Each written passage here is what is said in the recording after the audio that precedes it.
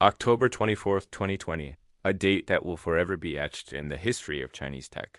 At a high-profile financial summit in Shanghai, Jack Ma, the charismatic founder of Alibaba, stepped onto the stage.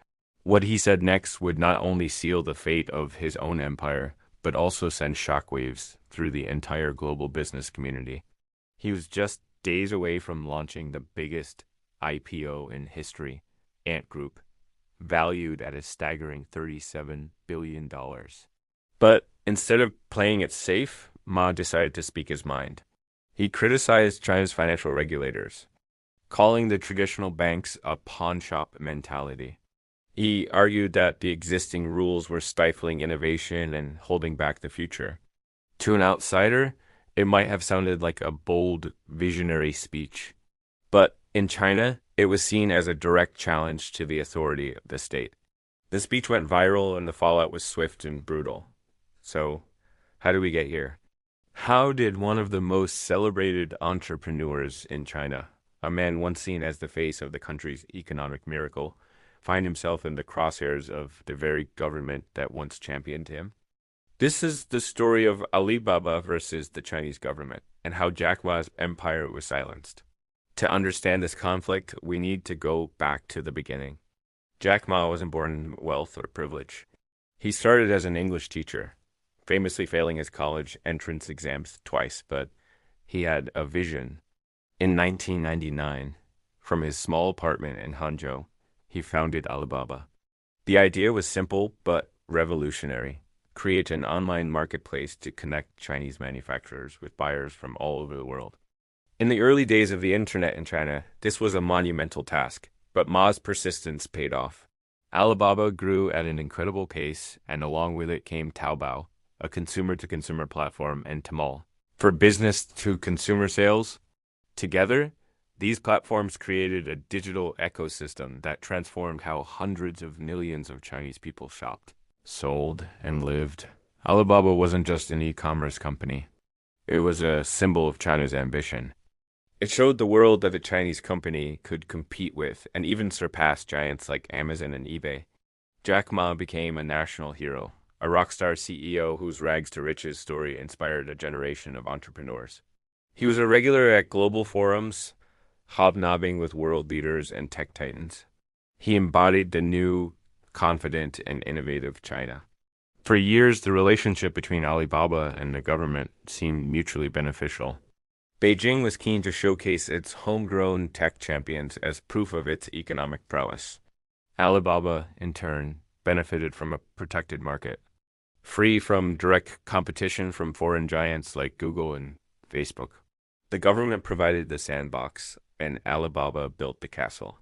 But as Alibaba's castle grew into a sprawling empire, it started to become more than just a marketplace. It expanded into logistics with Cainiao, cloud computing with Alibaba Cloud, and entertainment with Alibaba Pictures. But the most significant and ultimately most problematic expansion was into finance. This is where Ant Group comes in. What started as Alipay in 2004, a simple escrow service to build trust between buyers and sellers on Taobao, morphed into a financial behemoth. Alipay wasn't just a payment app. It was a gateway to a whole universe of financial services.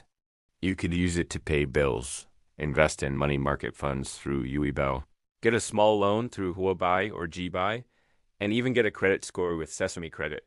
For the average Chinese person, Ant Group was a godsend. It provided access to financial services that were previously out of reach, bypassing the slow, bureaucratic state-owned banks. By 2020, Ant had over 1 billion users. It was processing more payments than MasterCard and issuing more loans than many of China's largest banks. And this is where the trouble began. Ant Group was operating in a regulatory gray area. It was a tech company that acted like a bank but wasn't regulated like one. While traditional banks had strict requirements for how much capital they had to hold for the loans they issued, Ant was using a different model. It originated the loans and then packaged them up and sold them to other financial institutions, taking a fee while shouldering very little of the actual risk. This made regulators in Beijing increasingly nervous. They saw a massive, unregulated financial system growing right under their noses, a system that could pose a systemic risk to the entire economy if something went wrong. They were already trying to rein in debt and crack down on risky lending practices. And here was a private company facilitating billions in loans outside their direct control. The tension was building for months, if not years, before Jack Ma's infamous speech. Regulators had been quietly drafting new rules for fintech companies. They were concerned about Ant's market dominance, its vast collection of user data, and its potential to destabilize the financial system. Jack Ma must have known this. The timing of his speech, just before the anti-IPO, suggests he was trying to make a public appeal, to push back against the coming regulations. He gambled that his public stature and the importance of his company would give him leverage. It was a massive miscalculation. By openly criticizing the pawn-shop mentality of state banks and questioning the regulators' competence, he didn't just cross a line, he stomped all over it. In the eyes of the Communist Party, this wasn't just a debate about financial policy. It was an act of defiance. It was a challenge to the party as absolute authority over the economy and every other aspect of Chinese society. President Xi Jinping had been clear about his priorities: stability and control. The era of freewheeling, barbaric growth for tech companies was over. The party had to be in charge. And no individual or company, no matter how big or successful, was above it. Just 2 days after this speech, the government summoned Jack Ma and other Ant executives for a regulatory interview. A few days later, the Shanghai Stock Exchange pulled the plug on the Ant IPO, citing major issues and changes in the regulatory environment. The $37 billion dream evaporated overnight. What followed was a systematic and relentless crackdown. It wasn't just about Ant Group anymore. The entire Alibaba empire came under fire. Regulators launched an antitrust investigation into Alibaba's e-commerce business, focusing on practices like yi, which translates to choose one of two.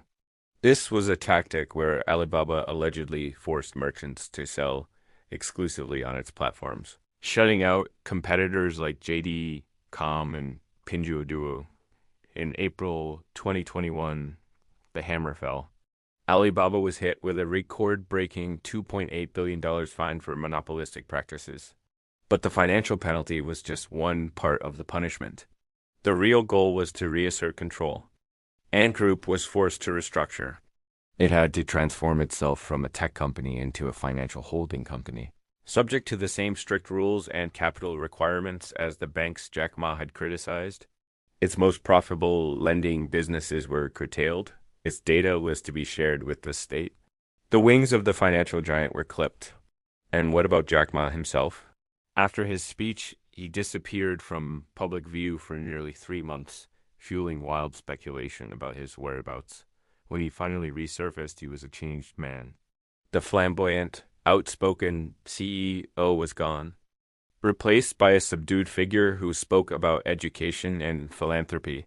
He stepped down from his various roles and has spent most of his time abroad, studying agriculture and sustainable technology. The message was clear: stay in your lane, and don't challenge the party. The crackdown had a chilling effect on China's entire tech sector. The era of unchecked growth was officially over. Companies like Tencent, Meituan, and Didi all faced their own regulatory hurdles, from antitrust fines to data security reviews. Investors panicked, and billions of dollars were wiped off the value of Chinese tech stocks. The vibrant, risk-taking culture that had defined the industry for a decade was replaced by caution and compliance. So, where does that leave Alibaba today? The company is a shadow of its former self. It's still a massive and profitable business, but its dominance is waning. Competitors like Pinduoduo and ByteDance's Douyin are eating into its e-commerce market share. The company has undergone a massive restructuring, breaking itself up into 6 independent units, each with its own CEO and board. The goal is to make the company more agile and, perhaps more importantly, less of a monolithic target for regulators. The story of Alibaba and Jack Ma is a cautionary tale about the intersection of power, ambition, and politics in modern China. It shows that in the end, no matter how innovative or globally successful a company becomes, its fate is ultimately in the hands of the state. The government giveth, and the government can taketh away. The golden age of Chinese tech, characterized by larger-than-life founders and breakneck growth, has come to an end. A new chapter has begun, one defined by control, compliance, and serving the strategic goals of the nation. Jack Ma's empire wasn't just silenced. It was fundamentally reshaped to fit into this new reality, and the message has been heard loud and clear by every entrepreneur in China. Thanks for watching.